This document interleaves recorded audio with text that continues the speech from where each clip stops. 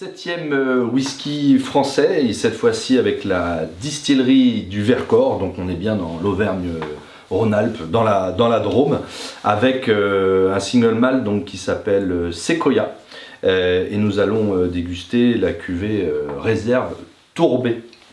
Alors évidemment, quand on est amateur de whisky, et particulièrement de single malt, on sait que les whiskies peuvent être fumés, et ils peuvent être fumés à la fin du maltage avec différents on va dire végétaux si on veut, et notamment le plus connu en fait c'est la tourbe.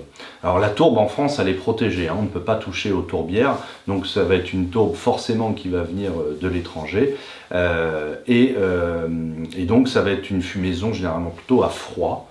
C'est pas tout à fait le séchage qu'on effectue avec la tourbe, c'est plutôt une tourbe, on va dire, aromatique, une fumée froide qui va donner ces notes, ce qu'on appelle les phénols. Hein. Ici, on est à 35 parties par million de phénols, donc on est sur ce qu'on appelle des whiskies quand même très tourbés. C'est pas les plus tourbés, mais on est quand même dans les très tourbés, même au niveau d'une échelle en comparaison avec les whiskies écossais tourbés qu'on peut retrouver principalement sur l'île d'Islay, ou Islay, comme disent certains Français, voire dans le Speyside.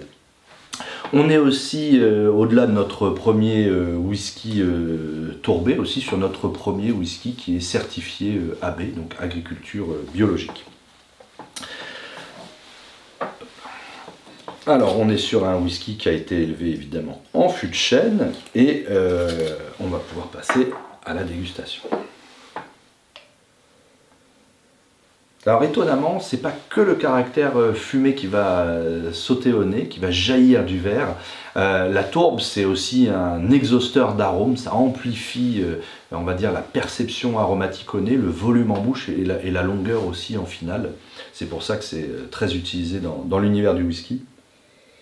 On trouve quand même hein, cette note de fumée, ces notes de végétaux fumés évidemment qui ont été brûlés, mais aussi beaucoup de fraîcheur, un caractère floral, des notes de caramel, d'abricot, de pommes très fruitées. On a l'impression aussi d'avoir de l'aiguille de pin, aussi, vous savez, quand on fait brûler un peu d'aiguille de pin ou de résine. De la vanille, des notes de café, de biscuits, de beurre, qu'un whisky tourbé, gourmand, fruité.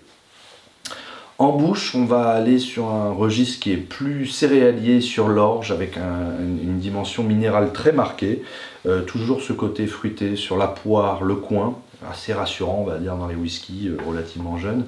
Des notes d'amande, de cacao, évidemment on retrouve cette trame un peu fumée, des notes de girofle aussi, hein, ça va venir aussi des fois hein, de cette famille des phénols, on appelle ça le génol en termes d'aromatique, et des notes aussi de mousse, de réglisse, plutôt sur la fin de bouche, avec toujours une trame fine, élégante et une touche finale plutôt poivrée.